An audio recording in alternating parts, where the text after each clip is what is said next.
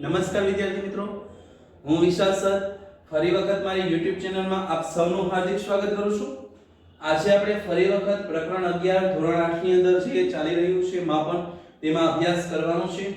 અત્યાર સુધીમાં આપણે પરિમિતિ અને ક્ષેત્રફળ કોને કહેવાય તે શું છે તેના વિશે માહિતી મેળવી લીધી છે।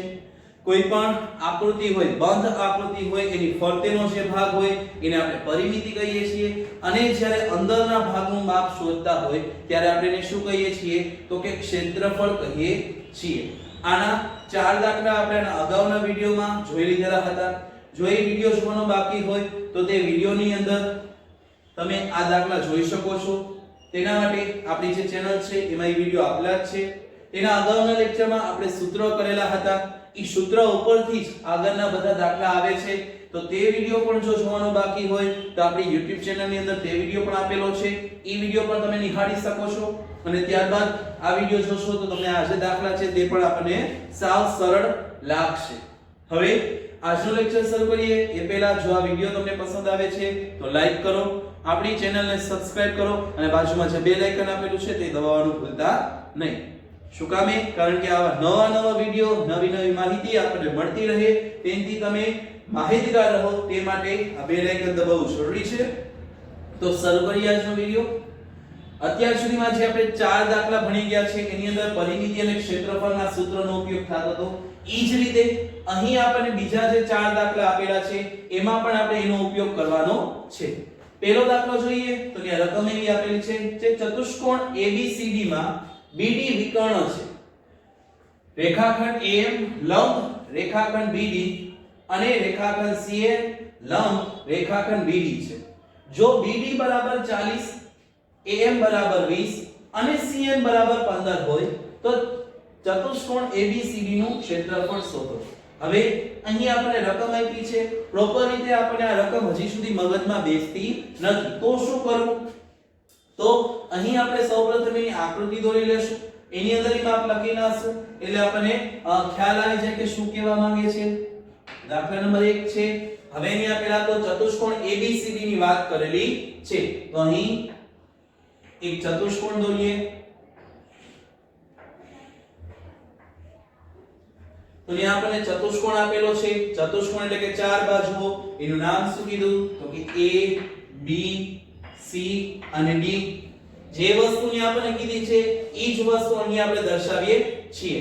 હવે અહીંયા શું કીધું છે તો કે ચતુષ્કોણ ABCD માં BD વિકર્ણ છે એટલે કે આ સામસામેનું જે બિંદુઓ છે ઈ બંને એક રેખાખંડ બનાવે છે અને ઈ જે રેખાખંડ છે એનું આપણે નામ આપ્યું છે BD।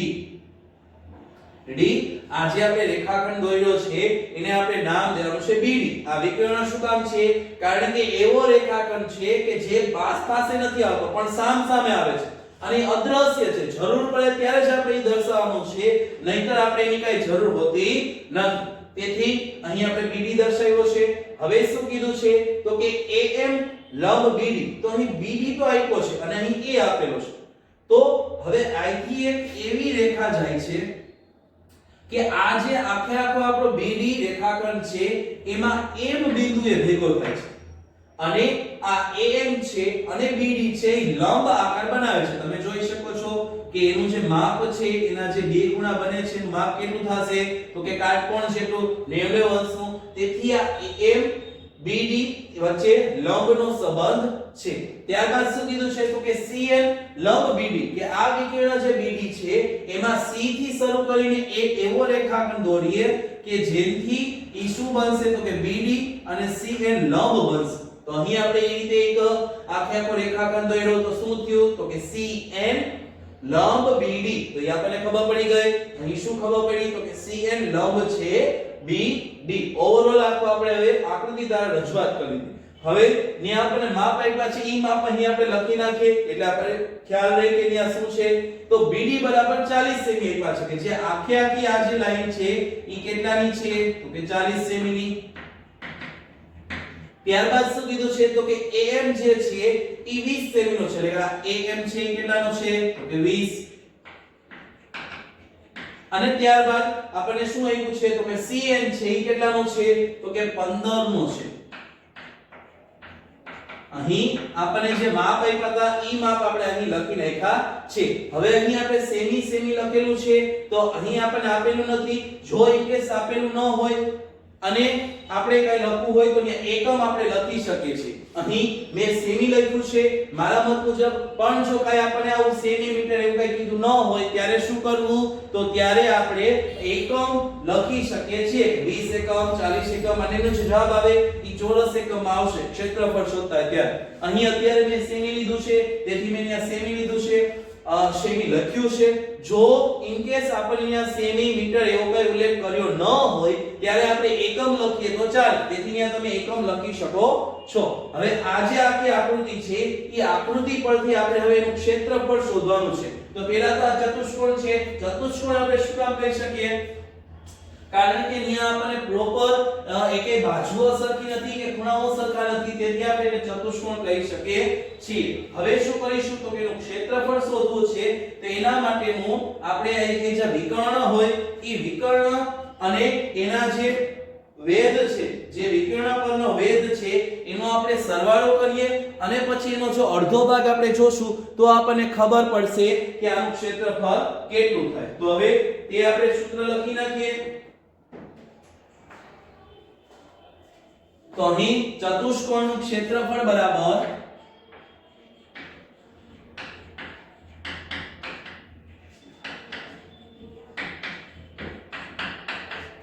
એકના છેદમાં 2 ગુણ્યા વિકર્ણ ગુણ્યા વિકર્ણ પરના વેધનો સરવાળો.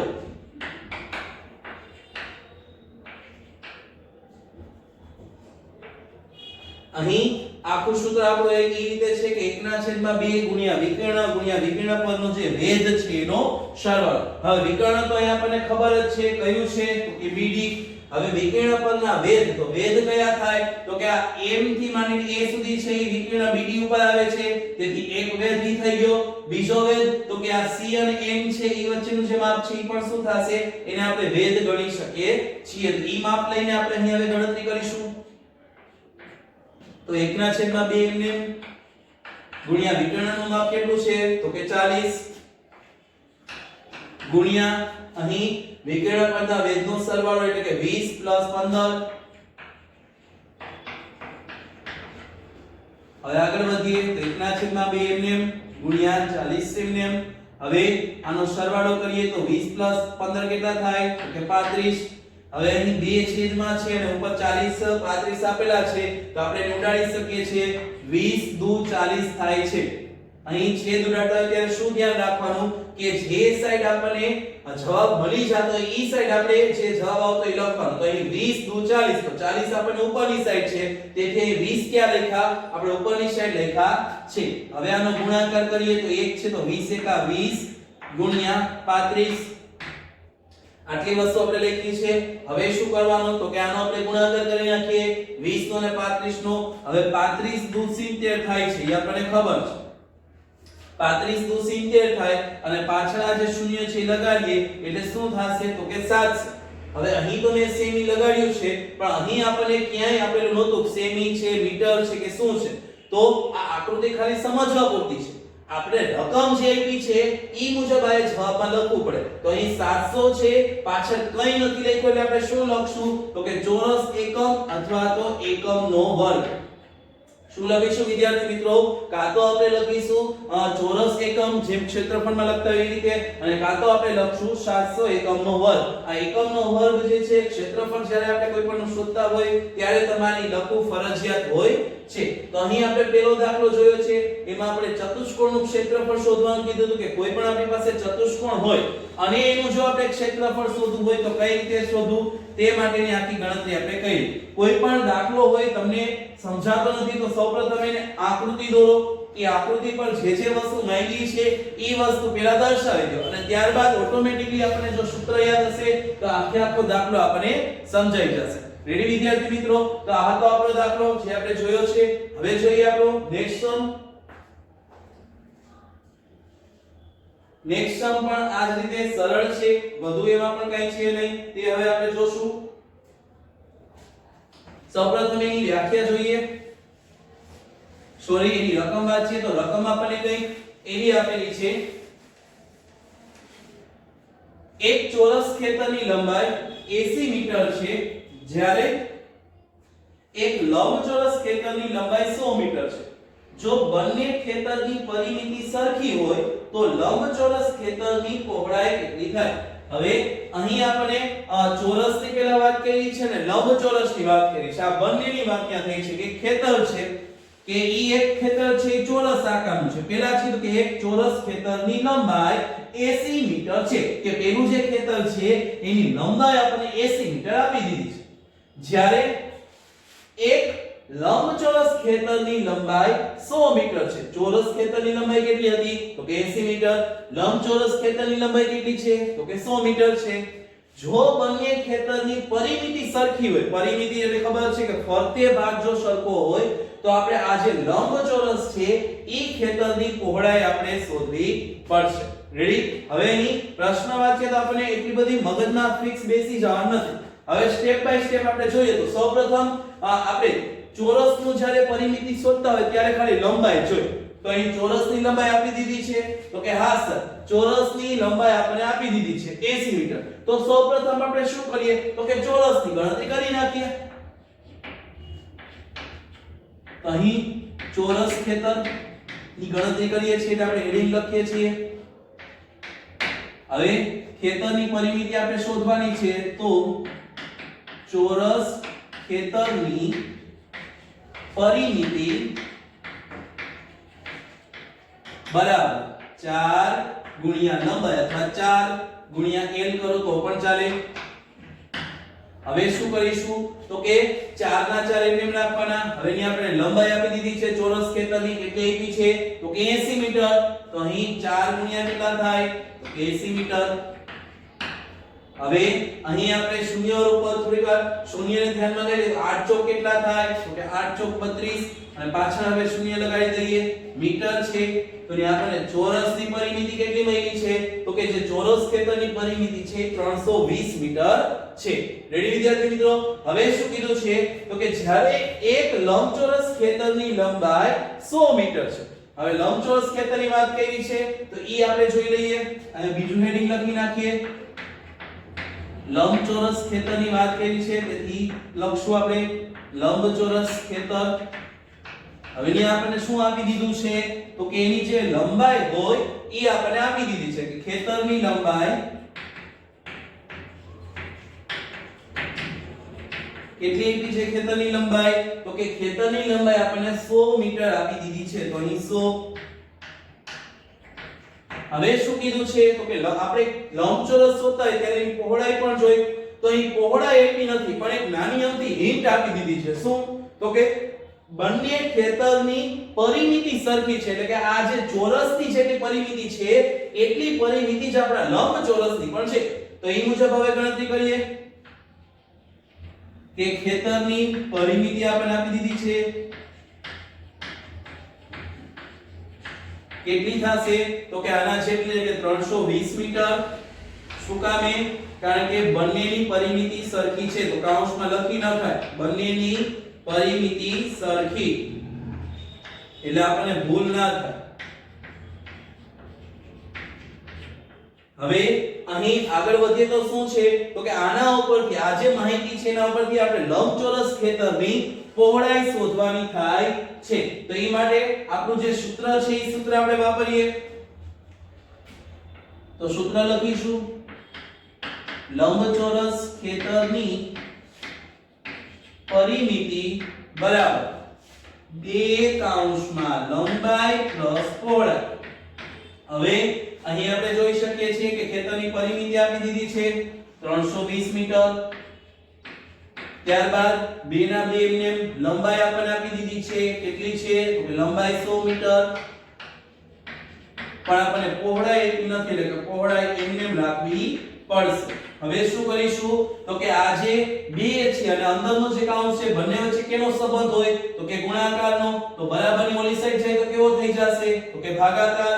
તો અહીં 320 ના છેદમાં 2 2 શું કામ આવ્યા કારણ કે આ સાઈડ ગુણાકારનો સંબંધ છે બરાબરની ઓલી સાઈડ છે તો ભાગાકાર થાય તો અહીં હવે બરાબરની સાઈડ કહીને 100 મીટર પ્લસ પહોળાઈ હવે અહીં કેટલા થાય તો કે 16 દુ 32 થાય તો અહીં પાછળ એક શૂન્ય છે તો 160 બરાબર 100 મીટર પ્લસ પહોળાઈ છેદ ઉડાડતા હવે આવડવા જ જોઈએ હવે આ સાઈડ પ્લસ નો સંબંધ છે 100 સાથે બરાબરની ઓલી સાઈડ છે તો માઈનસ થાય તો 160 માઈનસ 100 બરાબર પહોળાઈ થશે હવે આની આપણે બાદબાકી કરી નાખીએ એટલે આપણને સીધી પહોળાઈ મળી જશે તો 160 માંથી 100 બાદ કરીએ તો કેટલા મળે તો કે આપણને 60 મળે છે અને મીટર છે તેથી આપણે મીટર લખવું પડે તો અહીં આપણને પહોળાઈ કેટલી મળી ગઈ તો કે પહોળાઈ આપણને મળી છે 60 મીટર કેટલી પહોળાઈ મળી વિદ્યાર્થી મિત્રો તો ન્યા આપણને પહોળાઈ મળી ગઈ 60 મીટર તો જ્યારે આવા આપણને દાખલા આપેલા હોય ત્યારે તમારે આ રીતે ગણતરી કરવાની રહેશે સૌપ્રથમ શું કરવાનું તો કે ઈ જે માહિતી છે એના ઉપરથી જે પહેલું માપ આપ્યું હોય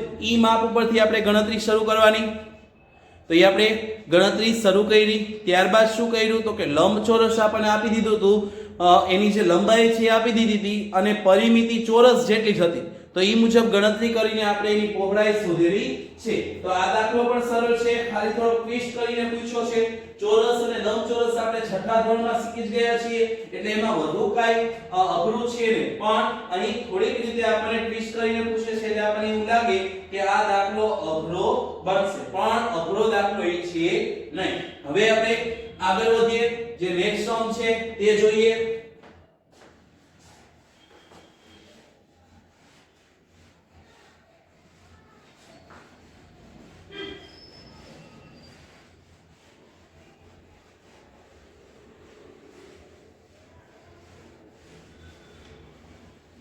તો અહીંયા ત્રીજો સમ આપણે જોઈએ તો ત્રીજા સમની રકમ આપણને એવી લખેલી છે કે એક લંબચોરસ આકાર ખેતરની લંબાઈ 55 મીટર અને પહોળાઈ 45 મીટર છે આ ખેતરની બહારની બાજુએ ફરતે 2.5 મીટરનો રસ્તો છે આ રસ્તાને સમથળ કરવાનો ખર્ચ દર મીટર સ્ક્વેરના 6 રૂપિયા લેખે કેટલો થાય હવે અહીંયા લંબચોરસ આકારના ખેતરની વાત કરી છે આવો જ દાખલો આપણે અગાઉનો જે હતો સમ એની અંદર અગાઉનો જે લેક્ચર હતો એમાં સમજી ગયા છે પણ ત્યાં શું હતું તો કે ખેતરની અંદર સાઈડ કહેતા હતા ખેતરની અંદર સાઈડ કહેતા હતા અને અહીંયા ખેતરની બહારની સાઈડ કહેતા હતા તો આટલો જ ખાલી ફરક છે બાકી દાખલો જેમ આપણે કર્યો તો ઈ જ રીતે કરવાનો છે પહેલા શું કરીશું તો કે આ જે ચોરસ ખેતર સોરી લંબચોરસ આકારની જે ખેતર આપ્યું છે એનું આપણે ક્ષેત્રફળ શોધી લઈશું કુલ ક્ષેત્રફળ પછી આપણને જે બહારનો ભાગ આપ્યો છે તો બહાર બાજુ કેટલી આપી છે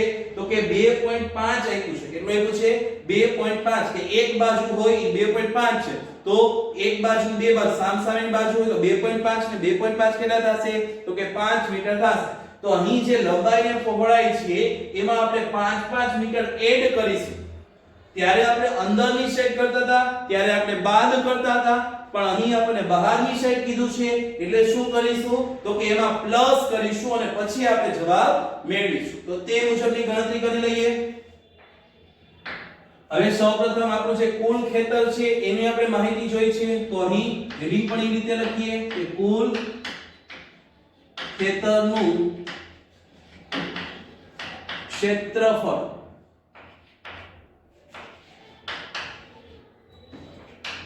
કુલ ખેતરનું ક્ષેત્રફળ છે કેટલું એનું સૂત્ર લખીએ તો કયું લખવાનું તો કે અહીં લંબચોરસની વાત કરેલી છે તેથી લંબાઈ ગુણ્યા પહોળાઈ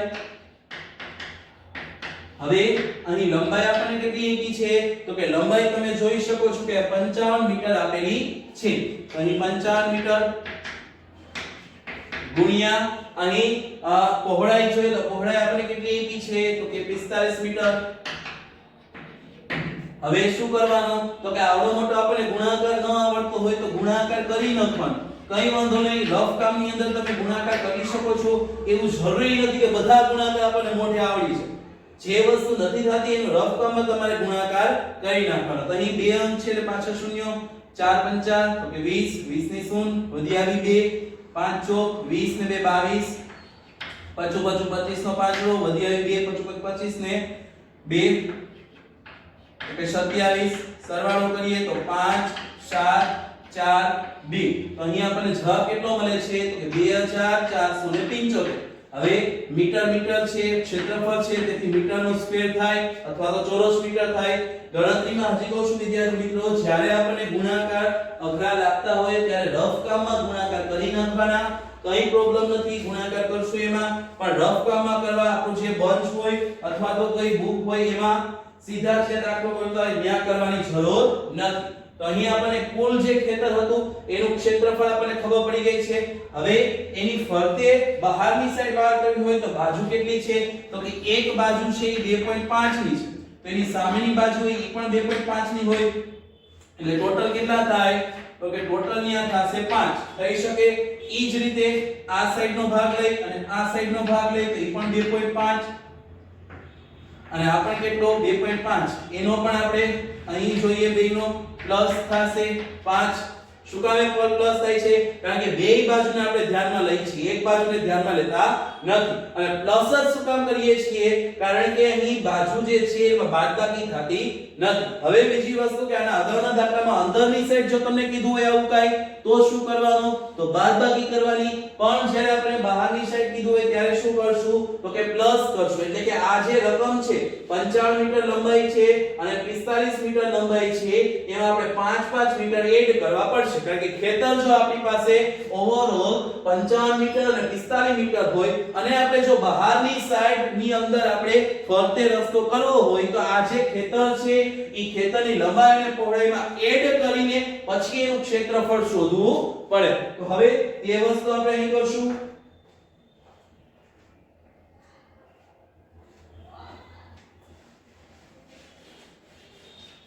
તો અહીં ખેતરની બહારની બાજુનું ક્ષેત્રફળ બરાબર સૂત્ર તો આપણું ઈ છે જે છે તે જ સૂત્ર કયું થશે તો કે લંબચોરસ હોય એટલે કે લંબાઈ ગુણ્યા પહોળાઈ. હવે અહીં લંબાઈ અને ગુણ્યા પહોળાઈ આપણને આપી દીધી છે. ઈ લંબાઈ અને પહોળાઈ છે એમાં કેટલા એડ કરીશું તો કે 5 એડ કરવાના છે. તો 55 માં 5 નાખીએ તો કે 60 મીટર ગુણ્યા અને 45 માં 5 નાખીએ તો 50 મીટર. હવે આ ગુણાકાર તો ઈજી છે 6 પંચા 30 અને પાછળ 1 શૂન્ય 2 શૂન્ય એટલે કે 2 શૂન્ય અને મીટરનો વર્ગ. હવે આપણને ખેતરની બહારની બાજુનું ક્ષેત્રફળ મળી ગયું છે અને કુલ ખેતરનું ક્ષેત્રફળ મળી ગયું, પણ આપણે કામ કોનું છે તો કે કામ આપણે જેનો રસ્તો છે એ રસ્તાનું કામ છે. તો આ જે બહારની સાઈડનું જે ક્ષેત્રફળ છે એમાંથી જ્યારે આપણે આ ખેતરનું ક્ષેત્રફળ બાદ કરીશું ત્યારે આપણને ખબર પડશે કે આપણો જે રસ્તો છે એનું ક્ષેત્રફળ કેટલું થાય. તો અહીં રસ્તાનું ક્ષેત્રફળ બરાબર બહારની બાજુનું ક્ષેત્રફળ બે શોર્ટમાં લખ્યું છે માઈનસ કુલ ક્ષેત્રફળ કુલ ખેતરનું ક્ષેત્રફળ. આપણને શોર્ટ ફોર્મ છે ફૂલ ફોર્મ ખબર હોવી જોઈએ કે ઉપર જે આપ્યું છે એમાંથી જ આપણે અહીં લખીએ છીએ. તો બહારની સાઈડ કેટલું આપ્યું છે ક્ષેત્રફળ તો કે 3000 મીટરનો વર્ગ માઈનસ કુલ ક્ષેત્રફળ કેટલું છે તો કે 2475 મીટરનો વર્ગ. ફરી વખત સમજાવું છું, અહીંયા બીજું આપણે કંઈ પણ નથી કર્યું. શું કર્યું છે તો કે અહીંયા પહેલા એનું કુલ જે ક્ષેત્રફળ હતું ખેતરનું તે શોધી લીધું, ત્યારબાદ બહારની ભાગ કીધું છે એટલે કે જેટલો ભાગની આપણને લંબાઈ આપેલી હોય જેટલું માપ આપેલું હોય એટલે આપણે બે સાથે ગુણાકાર કરીને પ્લસ કરવો પડે અને ત્યારબાદ જ આપણને જવાબ મળે. રેડી વિદ્યાર્થી મિત્રો?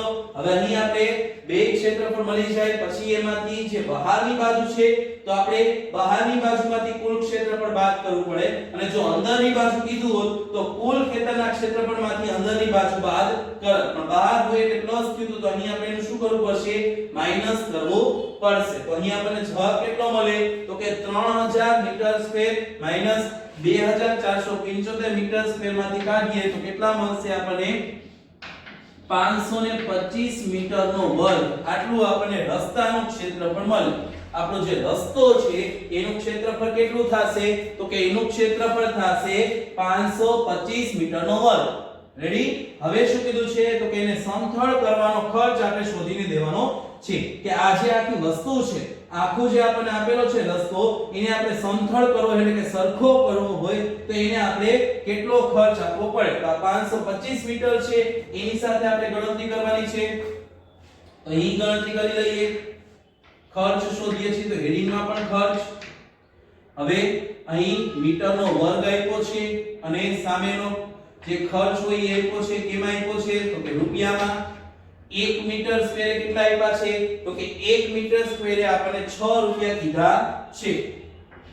તો આપણી પાસે કેટલા મીટર સ્ક્વેર છે તો કે આપણી પાસે 525 મીટરનો વર્ગ છે. તો એને કેટલા અહીં ત્રિરાશિ મુકતા હવે આપણે બધાને આવડે છે. અહીં 525 ગુણ્યા 6 કેટલા 525 ગુણ્યા 6 કરશું એટલે આપણને ખબર પડશે કે અહીં કેટલો જવાબ મળે છે. ત્રિરાશિ મૂકવામાં પણ ખાસ ધ્યાન રાખવું કે જ્યારે આપણે આવી રીતે ત્રિરાશિ મૂકતા હોય ત્યારે શું ધ્યાન રાખવાનું છે તો કે જે નીચેનું પદ હોય એનો સામેના પદ સાથે ગુણાકાર થાય છે. તો અહીં 525 છે એનો આપણે 6 સાથે ગુણાકાર કરીએ છીએ. 6 સાથે ગુણાકાર કરશું એટલે આપણને જવાબ મળશે 3150. કેટલો જવાબ મળશે વિદ્યાર્થી મિત્રો તો કે 3150. તો આ આપણો જવાબ થયો. પહેલા શું કર્યું છે તો કે વ્યવસ્થિત રીતે કુલ ખેતરનું ક્ષેત્રફળ શોધ્યું. ત્યારબાદ બહારનો ભાગ હતો એનું ક્ષેત્રફળ શોધ્યું. પછી બહારના ભાગમાંથી આ જે કુલ ક્ષેત્રફળ હતું એ બાદ કર્યું. ત્યારબાદ એનો ખર્ચ શોધ્યો છે એટલે આપણને ખર્ચ મળ્યો 3150. આવા દાખલા હોય ત્યારે આ રીતની ગણતરી કરવી એટલે તમારી કીધે ભૂલ થાય નહીં. પ્રોપર સ્ટેપ બાય સ્ટેપ જાઓ. કોઈ પણ પ્રકારની મિસ્ટેક ન થઈ. જો ગુણાકાર કેસ મોટા આવતા હોય ત્યારે શું કરવાનું તો કે ઈ જે ગુણાકાર મોટો ગુણાકાર છે એનું રફ કામમાં આપણે ગુણાકાર કરી નાખીએ. ઓરલી ન થતા હોય જેના ગુણાકાર ઈ રીતે આપણે આમ પણ ગુણાકાર કરી શકીએ છીએ. હવે આપણો નેક્સ્ટ દાખલો છે ચોથો દાખલો. ઈ પણ જોઈએ. એની અંદર ખાલી આકાર ફરે છે. ખાલી છે તો આવું જ બધું. એમાં કાઈ નવીન છે નહીં. તો હવે તે દાખલો જોઈ લઈએ આપણે.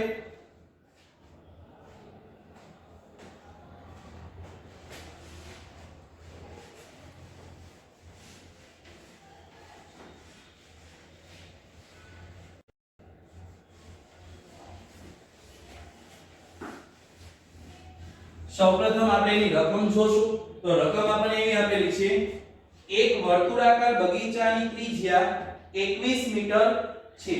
આ બગીચામાં અંદરની બાજુએ ફરતે ચાલવાનો રસ્તો 7 મીટર પહોળાઈનો છે. આ રસ્તા ઉપર કોન્ક્રીટનું કામ કરવાનું છે. દર મીટર વર્ગના 25 રૂપિયા લેખે કેટલો ખર્ચ થાય. હવે ઉપર આપણે જોઈ શકીએ છીએ કે જે ત્રીજો દાખલો હતો એની આપણે બહારની સાઈડ કીધું હતું ત્યારે જે માપ હોય એમાં આપણે શું કરતા હતા તો કે પ્લસ કરતા હતા. પણ અહીં આપણે શું કીધું છે તો કે અહીં આપણે અંદરની સાઈડ કીધું છે. તેથી આપણે શું કરીશું તો કે જે માપ મળશે ઈ માપમાંથી આપણે એને બાદ કરીશું. તો અહીં જે ત્રિજ્યા આપેલી છે ઈ ત્રિજ્યામાંથી આપણે આ જે 7 છે એને બાદ કરીશું અને પછી ગણતરી કરીશું. પણ સૌપ્રથમ આપણે શું કરવાનું છે તો કે આ જે વર્તુળાકાર બગીચો છે એની જે ત્રિજ્યા એટલે કે કુલ બગીચો છે એનું આપણે સૌપ્રથમ ક્ષેત્રફળ શોધીશું. ત્યારબાદ એની અંદરની સાઈડનું ક્ષેત્રફળ શોધીશું અને પછી કુલ ક્ષેત્રફળમાંથી આ અંદરનું ક્ષેત્રફળ બાદ કરીશું એટલે આપણને ખબર પડશે કે આ રસ્તો જે છે એનું ક્ષેત્રફળ શું થાય છે અને એનો ખર્ચ પછી શોધવાનો થશે. તો અહીં હવે શરૂઆત કરીએ.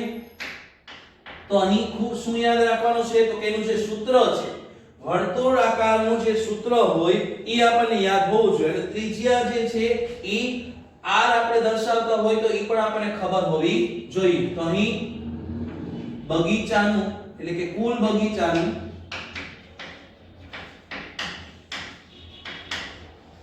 ક્ષેત્રફળ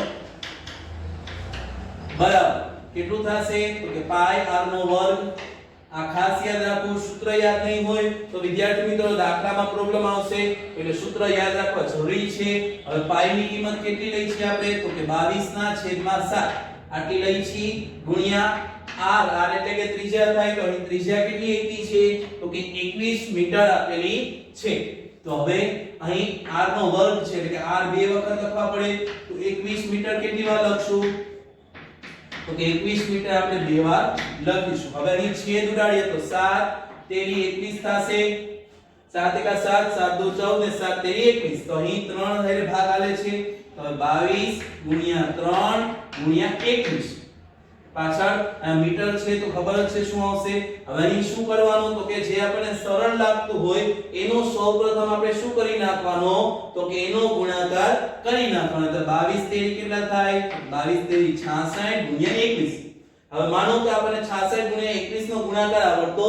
નથી તો ગુણાકાર રફકામાં કરી નાખવાનો 0 એમને રાખીએ 6 દુ 12 નો બગડો વધી 1 6 દુ 12 ને 13 હવે અહીં 1 6 6 અને 1 6 6 આનો સરવાળો કરી નાખીએ તો 6 8 અને 13 તો અહીં આપણને કેટલું મળ્યું એનું ક્ષેત્રફળ તો કે કુલ બગીચાનું ક્ષેત્રફળ આપણને મળ્યું છે 1386 અહીં આપણને શું આપ્યું છે તો કે મીટર આપેલું છે તેથી ચોરસ મીટર અથવા તો શું કરીશું તો કે મીટરનો વર્ગ હવે ઈ કયા રીતે આપણે જોવાનું તો કે અહીં જે આપણને આપેલું હોય ત્યાંથી આપણે જોઈ લેવાનું કે અહીં શું લખવું તો અહીંયા મીટરનો વર્ગ આપ્યો છે તેથી અહીં પણ આપણે મીટરનો વર્ગ લખીએ સાવ સરળ જે ગુણાકાર હોય ગુણાકાર આપણને આવડવો જોઈએ બીજું કંઈ નવીન નથી હવે શું કરવાનું છે તો કે આ જે આપણું કુલ બગીચાનું ક્ષેત્રફળ હતું ઈ તો આપણને મળી ગયું છે હવે અંદરની સાઈડ કીધું છે તેની જે ત્રિજ્યા હોય ઈ ત્રિજ્યામાંથી આપણે બાદ કરીએ ત્યારે આપણને ખબર પડશે કે એની જે ત્રિજ્યા છે અંદરના ભાગની કેટલી થાય તો અહીં આપણી પાસે ટોટલ કેટલા છે 21 છે 21 માંથી બાદ કેટલા કરીશું તો કે 7 ત્રિજ્યા છે ઈ બાદ કરવાની છે રસ્તો જે છે ઈ 7 મીટર પહોળો છે તેથી આ 21 માંથી આપણે 7 શું કરવાના છે બાદ કરવાના છે તો તમે 21 માંથી 7 બાદ કરો તો કેટલા વધે તો કે 14 વધે તો અહીં અંદરના ભાગનું ક્ષેત્રફળ બરાબર સૂત્ર આપણું એને રહી કારણ કે ક્ષેત્રફળ શોધીએ છીએ તો પાઈ r નો વર્ગ હવે પાઈ બરાબર શું કિંમત લેશું તો કે 22 ના છેદમાં 7 ગુણ્યા હવે r કેટલા લેવાના છે તો કે આ 21 માંથી 7 બાદ કરીએ ને પછી જે આપણને મળે છે ઈ આપણે ત્યાં r લેવાના છે તો 21 માંથી 7 બાદ કરીએ તો 14 વધે 14 મીટર ગુણ્યા 14 મીટર હવે અહીં આપણે છેદ ઉડાડીએ તો 7 દુ 24 થાય છે સોરી 7 દુ 14 થાય તો અહીં 2 એટલે કે 22 ગુણ્યા 2 ગુણ્યા 14 હવે અહીં 22 નો અને 2 નો ગુણાકાર કરીએ તો કેટલા થાય તો કે 22 દુ 44 ગુણ્યા કેટલા 14 હવે કીધું છે એ રીતે કે જો આપણી પાસે ગુણાકાર ન આવડતો હોય તો શું કરવાનું તો કે એને રફ કામમાં આપણે ગુણાકાર કરી નાખવાનો તો અહીં 44 ગુણ્યા 14 કરીએ તો આપણને જવાબ મળશે 616 મીટરનો વર્ગ 616 મીટરનો વર્ગ રેડી અહીં આપણે આ બે જે આખી પ્રોસેસ તેમાં શું થયું છે તો કે આપણી પાસે જે કુલ બગીચો હતો અને અંદરની સાઈડનો જે ભાગ હતો એનું આપણને ક્ષેત્રફળ મળેલું છે હવે શું કરીશું તો કે આ જે રસ્તાનું ક્ષેત્રફળ શોધવું હોય તો કુલ બગીચાના ક્ષેત્રફળમાંથી અંદરનો જે ભાગ છે એ આપણે બાદ કરીશું તો આપણને એનું જે રસ્તાનું ક્ષેત્રફળ મળશે તો તે આપણે શોધીએ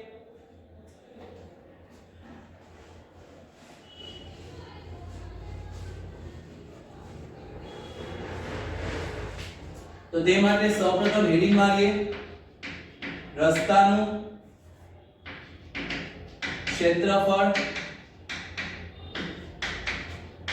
બરાબર શું લખશું તો કે કુલ ક્ષેત્રફળ અને અંદરના ભાગનું ક્ષેત્રફળ હવે કુલ ક્ષેત્રફળ આપણને શું મળ્યું હતું તો કે 1386 મીટરનો સ્ક્વેર માઈનસ 616 મીટરનો સ્ક્વેર અંદરના ભાગનું જે થયું હતું ઈ વસ્તુ આપણે અહીંયા લખેલી છે આ ખાસ જોઈ લેવું પહેલા શું લખવાનું તો કે જે હેડિંગ માર્યા હોય ઈ મુજબ આપણે લખવાનું તો કુલ ક્ષેત્રફળ 1386 મીટર હતો અને -616 મીટર સ્ક્વેર કર્યો. હવે એની બાદબાકી કરીએ તો આપણને કેટલી મળશે? તો કે બાદબાકી કરીએ તો આપણને અહીંયા જવાબ મળશે 770. અહીં આની બાદબાકી કરીએ તો આપણને જવાબ મળશે 770 મીટરનો વર્ગ. રેડી? હવે આપણને રસ્તાનું ક્ષેત્રફળ ખબર પડી ગઈ છે. આગળ શું કરવાનું? તો કે ખર્ચ શોધવાનો છે. તો ખર્ચ શોધવા માટે હેડિંગ શું થશે આપણે? તો કે મીટર વર્ગ અને ખર્ચ કેમાં છે? તો કે રૂપિયામાં. હવે અહીં દર મીટરે કીધું છે કે 25 રૂપિયા થશે એટલે કે 1 મીટરે 25. તો આપણી પાસે કેટલા છે? તો કે 770 મીટર. અહીં 770 મીટરનો વર્ગ એક કેટલા? ત્રિરાશી મુકતા હવે આવડી જ ગઈ હશે. અહીં હવે એની ગણતરી કરીએ તો શું થશે? તો કે 770 ગુણ્યા 25. આનો આપણે ગુણાકાર કરી નાખીએ એટલે આપણને જવાબ સીધો મળી જશે. તો ગુણાકાર રફ કામમાં કરતા હોય ખબર જ છે. તો 770 ગુણ્યા 25 બે આંકડા છે એટલે કે 0 2 નો 0 સાથે ગુણાકાર કરીએ તો 0 7 દુ 14 નો ચોગડો વધી 1 7 દુ 14 ની 1 15. હવે 5 છે તો 5 નો 0 સાથે એટલે કે 0 7 50 35 નો 5 નો વધી આવી 3. અહીં 7 50 35 અને 35 માં 3 નાખીએ તો 38 0 5 12 નો વગડો વધી આવી 1 9 અને 1. તો અહીં આપણને કેટલો જવાબ મળે છે? તો કે 19,250 રૂપિયા. અહીંયા આપણને જવાબ શું મળ્યો વિદ્યાર્થી મિત્રો? તો અહીંયા આપણને જવાબ મળ્યો છે 19,250 રૂપિયા. કે જ્યારે તમારે આ જે વર્તુળાકાર જે ભાગ છે એની અંદરની સાઈડ જો તમારે 7 મીટરનો રસ્તો બનાવવો હશે તો એ માટે અને તમે રસ્તામાં કોન્ક્રીટ બેસાડવું હશે તો તમારે કેટલા રૂપિયા આપવા પડશે? તો કે અહીંયા 19,250 રૂપિયા તમારે આપવા પડશે. તો અહીં આપણે પરિમિતિ અને ક્ષેત્રફળના જે બીજા 4 દાખલા હતા તે જોયા. થોડાક ટ્વિસ્ટ કરેલા છે એટલે આપણને અઘરા લાગશે પણ એક બે વખત આપણે રિપીટેશન માટે જોઈ લેશો તો તમને આ દાખલા જે છે એ સમજાઈ જશે. તો અહીં આજનો લેક્ચર આપણે પૂરો કરીએ એ પહેલા જો તમને આ વિડિયો પસંદ આવે છે તો તેને લાઈક કરો, તમારા ફ્રેન્ડ ગ્રુપમાં તેને શેર કરો અને આપણી જે YouTube ચેનલ છે તેને સબસ્ક્રાઇબ કરવાનું ભૂલતા નહીં. અને બાજુમાં જે બેલ આઇકન આપ્યું છે તે દબાવી દેવું કારણ કે આ અવનવા વિડિયો આપણે બનાવવાના છે અને તમારે જોવાના છે. તો અહીં આપણે આજનો લેક્ચર પૂરો કરીએ છીએ. Thank you.